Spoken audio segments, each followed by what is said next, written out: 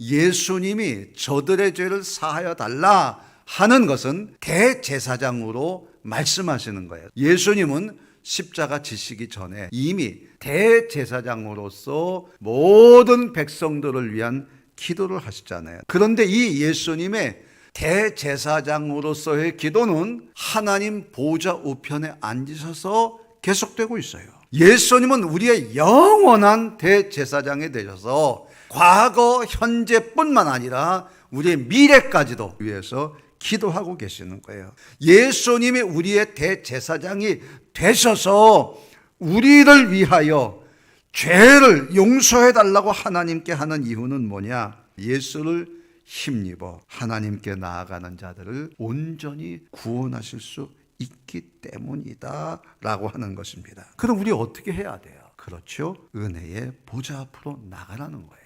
그러니까 때를 따라 도우시는 하나님의 은혜가 준비되었다는 거예요. 그러기 위해서는 우리는 하나님의 보좌 앞으로 나아가라 하는 것입니다. 여러분, 때를 따라 돕는 하나님의 은혜를 지금 우리가 경험하고 있잖아요.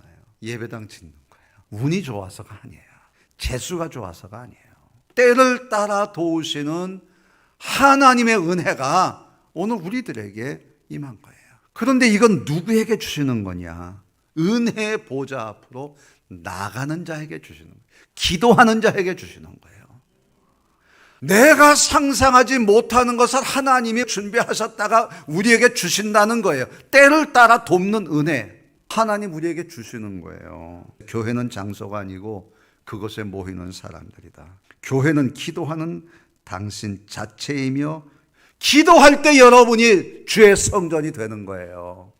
은혜의 보좌 앞으로 나아가십시다. 때를 따라 도우시는 하나님의 은혜가 있는 거예요. 하나님 앞에 기도하는 거예요. 그럼 하나님이 지혜를 주시고 또 하나님이 그 일을 이루시는 거예요. 기도합시다. 하나님 꼭 은혜 주시기를 주의 이름으로 축원합니다. 여러분, 죄 용서 받기 위해서는 대신 죽을 제물이 있습니다. 대제사장은 제물 위에 손을 얹고 안수해요. 죽임당한 어린 양의 제단에 완전히 불태워 죽는 거예요. 하나님은 예수님을 죄사함을 위한 제물이 되게 하셨어요. 예수님이 오신 목적은 우리에게 제물이 되게 하신 거예요. 하나님께서요, 우리에게 대속제물이 되신 것은 우리를 부요하게 만들기 위해서, 세상의 권력과 돈 앞에서, 압제 앞에서 비굴하지 말라는 거예요. 그걸 넘어서라는 거예요. 그게 부요함이에요. 여러분, 우리에게는요, 세상이 주지 못하는 그런 부요함이 있어요. 단순히 물질 가지고 우리를 어떻게 하지 못하는 거예요. 여러분, 예수님이 죄물 되심으로 그 희생의 대가로 우리가 구원을 받았어요.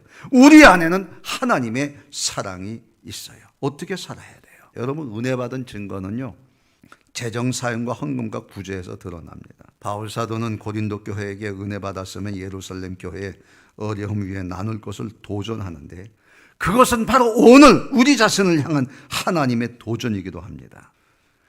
당신의 물질과는 어떻게 바뀌었고 헌금 생활은 어떻습니까? 예수님 그 희생으로 우리를 구원하신 것은 우리를 부요하시기 위함입니다. 나 자신을 감사의 제물로 드려야 돼요. 부활절 헌금을 어떤 마음으로 준비하십니까? 우리 교회는 하나님께서 맡겨준 사명이 많아요.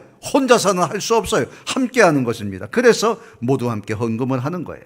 부요한 자로 사세요. 당당하게 사세요. 여러분, 신자에게 돈은요, 물질적인 게 아닙니다. 영적인 주제입니다. 돈은 그저 돈이지만 하나님의 은혜는 돈을 거룩하게 하는 거예요. 주님의 은혜를 생각하며 드릴 수 있기를 바랍니다. 아버지여, 저를 사하여 주옵소서. 여러분, 우리에게 죄 용서 받는 것보다 더 큰 일이 없어요. 용서받지 못하면 하나님의 저주와 진노와 심판을 받을 뿐이에요. 그러나 용서를 받았기 때문에 대제사장이신 예수님을 의지하여 은혜의 보좌 앞에 나아가 기도할 수 있고, 우리 위에 제물 되신 주님 때문에 우리는 우리의 몸으로 감사의 제물을 드릴 수 있는, 그래서 우리의 생명이 풍성하게 되는 그런 축복의 기회가 되는 줄로 믿습니다. 오늘도 이 말씀을 통해서 한 주간도 승리하시기를 주의 이름으로 축원합니다.